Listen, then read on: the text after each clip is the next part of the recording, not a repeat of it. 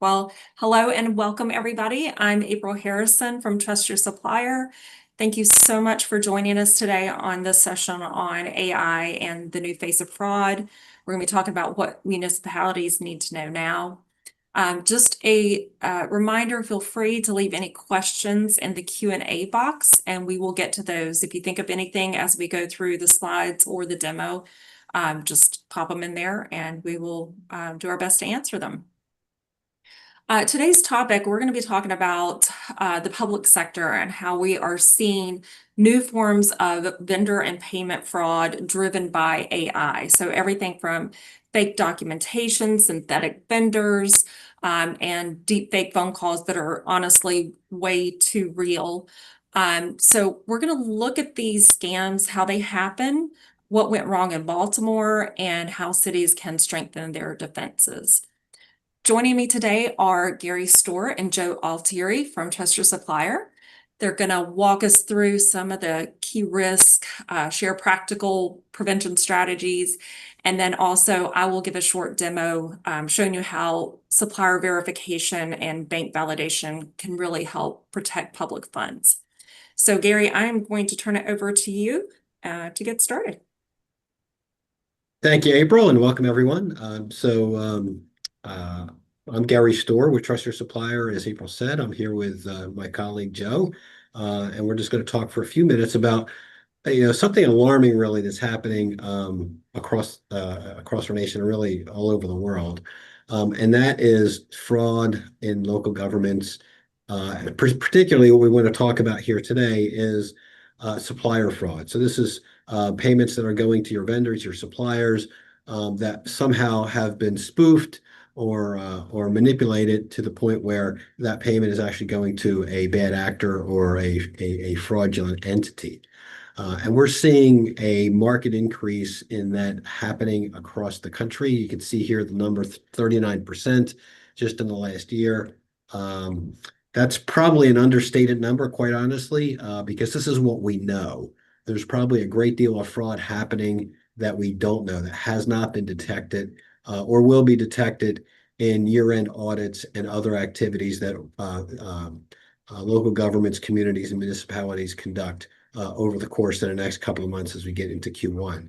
So this is a real problem and something that we just wanted to bring to everyone's attention because it has flown under the radar, and certainly municipalities and local communities need to protect their reputation, need to protect their taxpayer dollars, of course, and just be aware of what some of these challenges are. Yeah, it's interesting, Gary. I was thinking about this earlier today. AI makes us look good, right? We use AI, we use Chat GPT for things to help us with emails and all the things that AI can do. You can build your LinkedIn profile picture. Well, at the same time, AI is making the fraudsters look good and look real. And I think that's one of the major problems right now is it's hard to tell the difference. Yeah, We are absolutely. real. We are real, though, folks, just so you know. I pinch myself. Yeah, We are real. This is live. right. Yeah.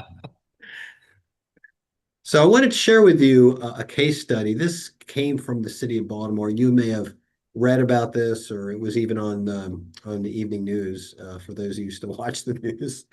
Um, but Baltimore, the city of Baltimore's AP department processed two fund transfers to who they thought were their suppliers for over $1.5 million. This actually went to a fraudster. So really what happened here is a fraudster was able to hack into the Baltimore system, and the vendor's bank account was changed to the fraudster's bank account. The fraudster was able to create a form and avoid a check that was able to pass muster with the administration there, and pose as a legitimate vendor and gain access to the system. Once they gain access to the system, it was fairly simple for them to update a false bank account number, and then those payments were ultimately made to the wrong party. So this stuff is real. It's happening. Expose things like you can see here. Um, there was a weak verification process. The supplier form that the fraudster submitted was approved with no verification. There was no review of the banking charges. There was gaps in the policy in the internal controls because the AP department had no requirement to verify or confirm charges. And then it wasn't detected until months after the payments occurred, which made it very difficult to retrieve any of the funds or track down the fraudsters so they could face appropriate prosecution. So all of these things, have manifested themselves into challenges today that organizations really didn't need to worry about a great deal in the past. Typically, validation was done through ACH or a penny drop system, a phone call.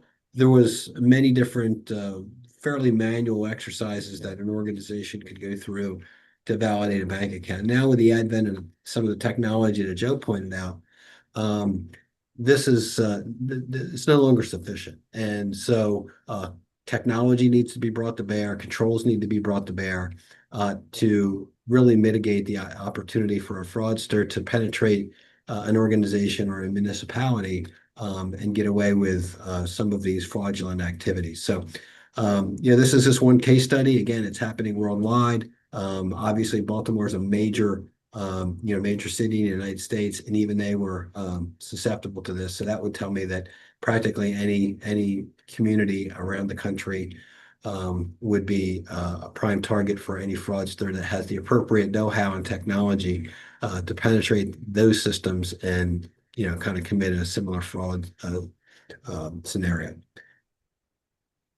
Gary, one of the things, and I know you and I have had this conversation, but I was talking to a municipality yesterday in a presentation, and what they pointed out to us is the problem they're having with fake email domains. It's a big problem today.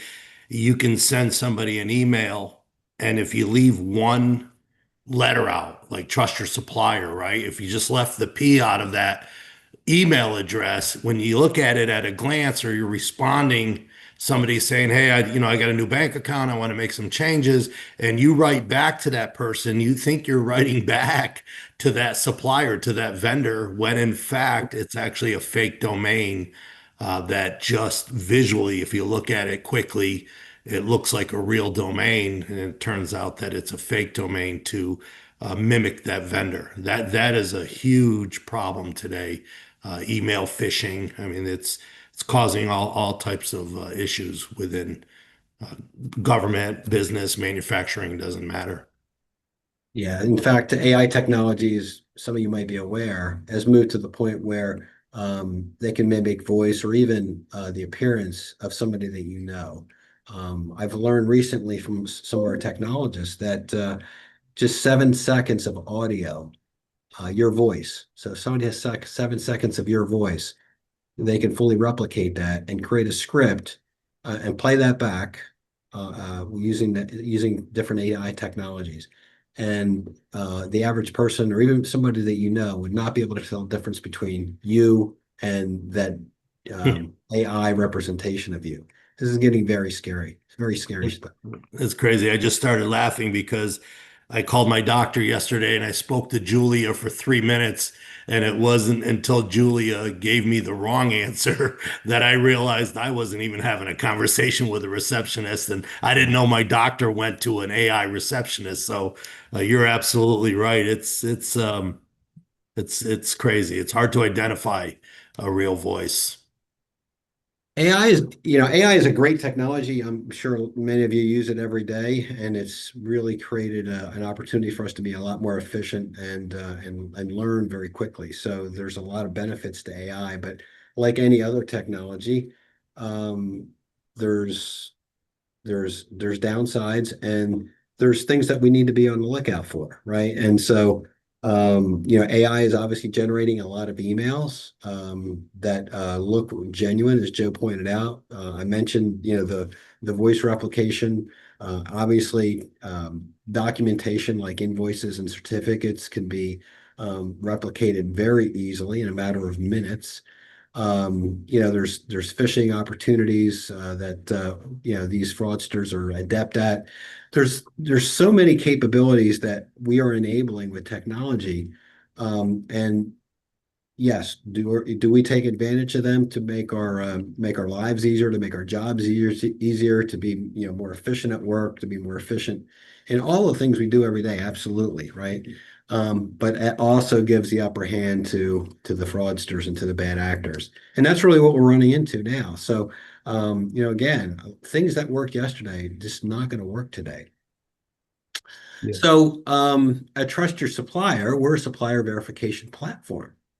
What we do is we ensure organizations that are who work with suppliers and vendors are able to work with them in a trusted manner. And that means verifying the data that they bring forward. When you onboard a new supplier, that supplier has to give you some information.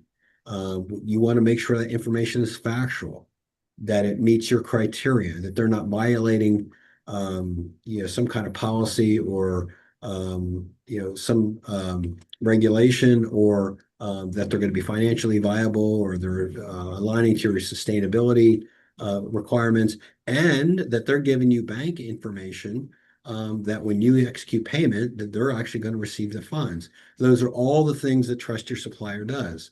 And so, one of the things that we try to do is with private organizations and municipalities is help them understand how their supplier data is going to represent risk. And if you understand how the risk could impact you, you're going to be you're going to be ready to deal with that risk and mitigate that from a prevention perspective as opposed to reacting. Okay, so prevention is always easier to deal with than reaction. Once an event occurs, like a a fraudulent payment, then it's very difficult to recover the funds. It's very difficult to deal with the outcomes of that, and so everybody suffers. And so, what our system does is it helps prevent that. We prevent that specifically around bank accounts and bank account validation by looking at the number one. We look at the bank. Is it the bank that the suppliers told us? Is the format of the bank account number correct? Is the format of the name correct? Is the name correct? And then when we go to the bank and we validate that the bank account number is valid at that bank, and does it match the name that bank or that supplier has provided? And then finally, we use evidence like a statement or a cancel check digitally to ensure that bank information is as the supplier provided. And then maybe most importantly, we monitor that for change. So just because it was correct on day one doesn't mean it was correct on day 100 or day 300 or day 1000 of your relationship with the supplier, because it could change at any moment. And most organizations don't have any visibility to that change. So it's very important to monitor those updates. And when an update does occur, that you revalidate that banking information to be sure that you're not going to be paying the wrong party and that some fraudster hasn't somehow entered the loop and is duping you and your supplier. You're absolutely right. One of the things that I was at the ICMA conference last week, and fraudsters know that a lot of government agencies, whether it's municipalities, educational facilities, and even in the private sector, they know that people are generally behind on technology. See, you and I, we don't operate every day always looking for the fraudster. Every change, when there's change in data, when there's an email request, we're not conditioned to be looking for fraud 24/7. But a fraudster is conditioned to be thinking about it, looking at it, trying to find the loopholes, whether it's a weakness in technology, whether it's changing the domain of an email, or changing voice recognition. I would have to believe, I mean, I don't even know any fraudsters, but I would have to believe they think about this a lot more than we do as we're, just going about our day-to-day activities at work. And I actually think they have a hand up if you don't have the updated technology. And it's obvious, obviously. Look at the Baltimore situation, right? $1.5 million. They definitely had the upper hand in that scheme. I could be wrong. I've been wrong before, but I do think that they're thinking about this a lot more than we are. So we're going to give you a little bit of a demo here in a second. So I need to hand this back over to April here in a second. But you know, this is a great story. Now, this is not pertain to bank accounts specifically, which we've been talking about today. But I think this really represents the level of unknown risk that exists in that organization. We had a brand new customer come on our platform a few months ago. One of the things they did within the first week is they ran a sanctions report on every supplier in their system. They weren't able to do that prior to using Trust Your Supplier. Once they got on our platform, they ran this. They found that one of their suppliers that they had been doing business with for many, many, many years had a sanction against them for modern slavery, child labor. So obviously, no organization, no government, no community, no municipality wants to be associated with a supplier like that for obvious reasons. And so they quickly took action. They took that supplier out. They're able on our platform to find a replacement supplier. And now, they've mitigated that risk. Okay. But they would have never found that. This is their words, not ours. They would have never found that without our platform. All of this is to say that there's risk out there and there's fraud happening all the time. And so without using technology, there's just no way you're going to be able to keep up. We have customers that have literally hundreds of thousands of suppliers.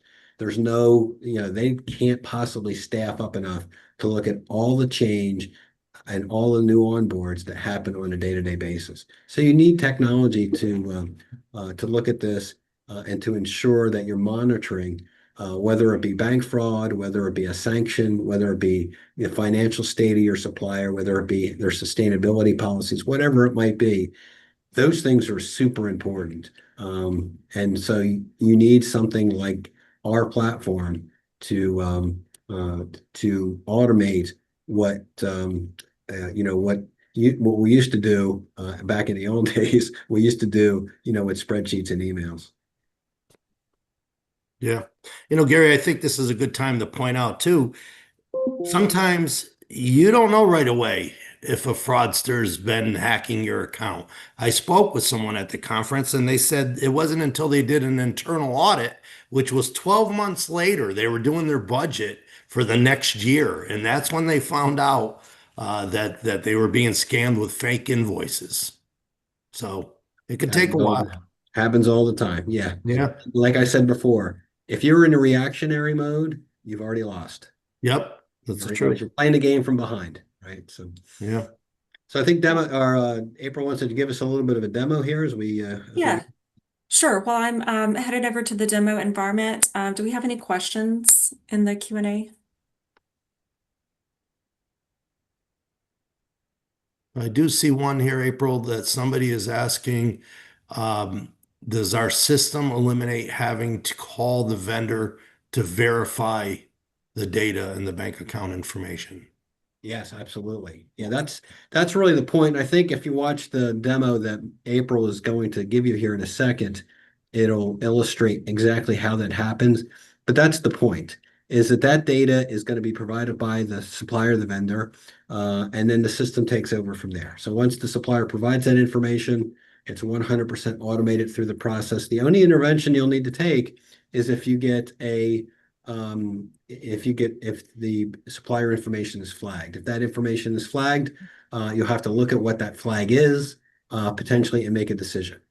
Because if you get a flagged bank account number, you need to understand why. There's a myriad of reasons why that could have been flagged. It could be a simple typo by the supplier, or it could be something more egregious, right? So that's happened to case basis, but at least right? But most good bank accounts go through touchless. There's no intervention. Beautiful. Thank you for that question. I couldn't have asked for a better segue to Yeah, the that's right. That's demo, great. actually. So, what I'm showing here now is I am logged into TYS as a procurement team member.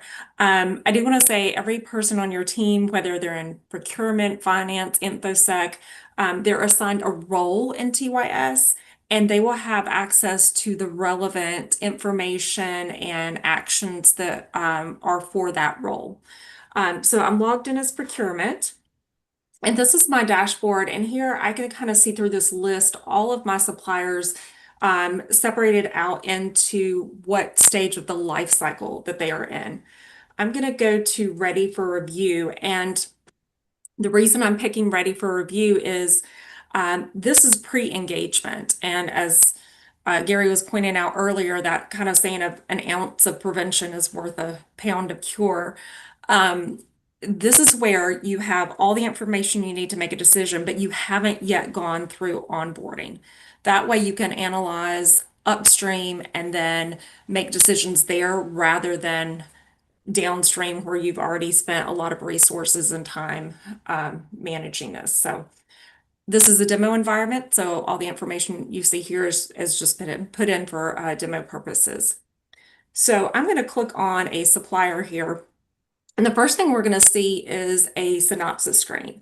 So really, this is like a high-level summary of all the key data points that have been collected from both the vendor profile and then also from any associated risks that have been installed by risk providers that have been installed. So here you can see I've installed different modules from Dun& Bradstreet. I've got Moody's data on here, EcoVadis, Rapid Ratings, so on and so forth. And then just to make it all the way down to that sanctions and watch list that Gary was telling us about with the customer that found the modern slavery issue. From here, I'm going to go and look at all of the supplier details that they have entered. Now, just a note about security, any vendor, and I may switch up the term supplier and vendor, but any vendor that has been invited to Trust Your Supplier logs in through a secure portal that has two-factor authentication. So that means any business and tax details that you're going to review here are coming from verified authorized users. So it eliminates the fake or spoofed company information here. And then we can scroll and look at all their company information, business details, owner information, tax ID right here.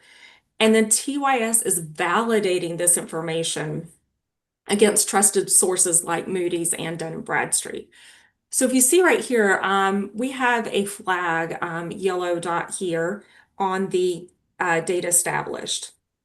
And this is signaling that something needs to be verified before this vendor gets approved. In this case, Dun & Bradstreet's pointing out that there is a discrepancy in the month of the date established.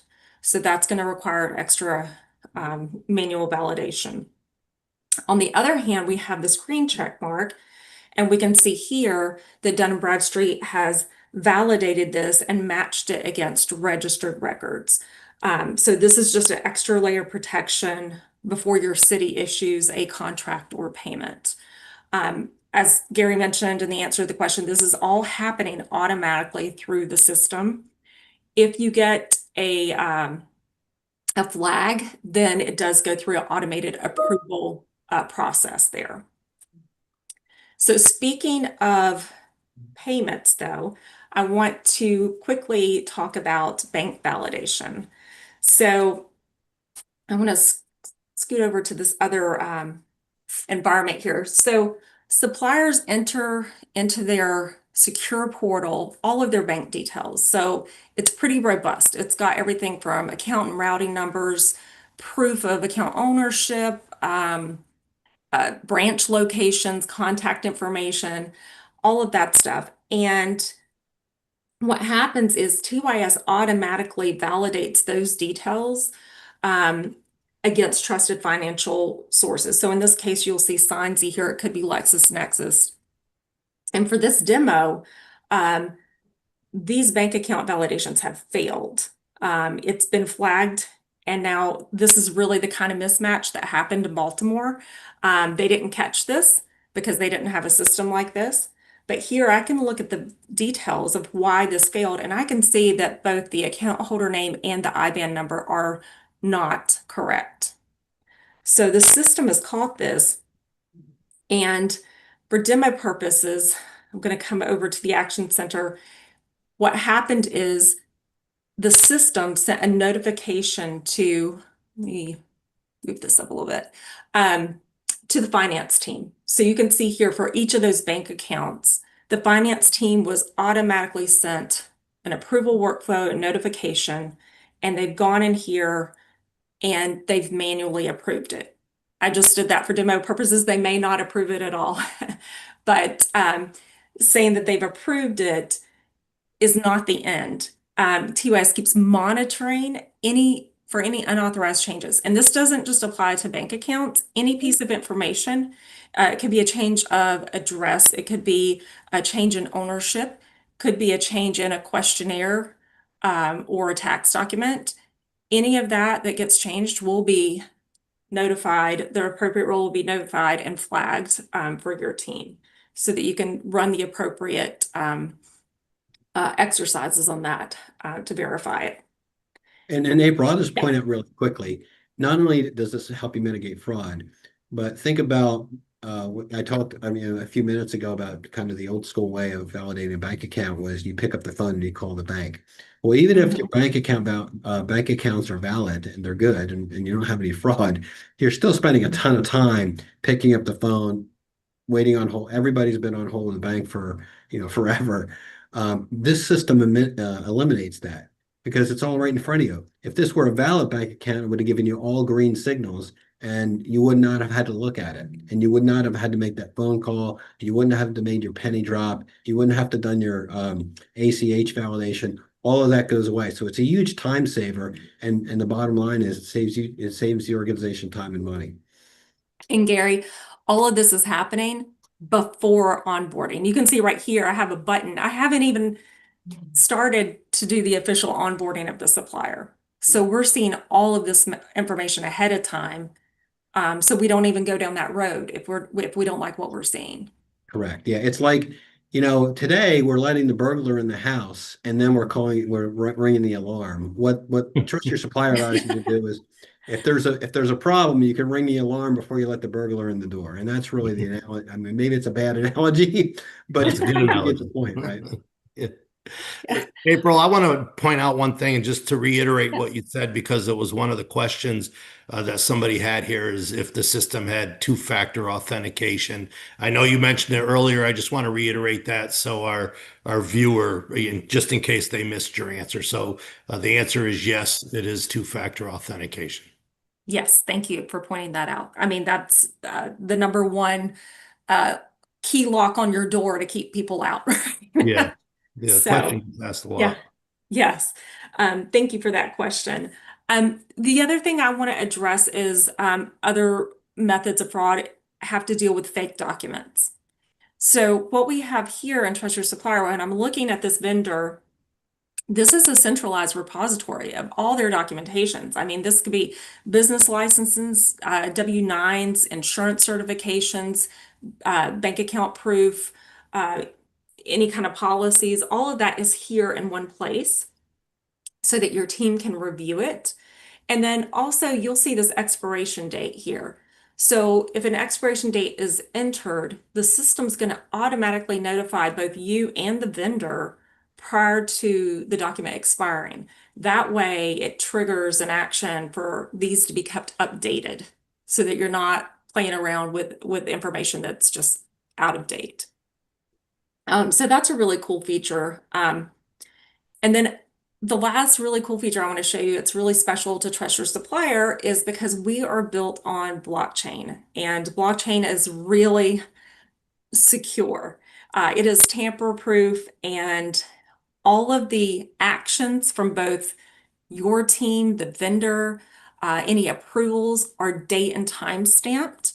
And so they live here on the blockchain. I've got a couple views here. One is like a timeline view that I can go back and see everything that's happened. There's also a list view.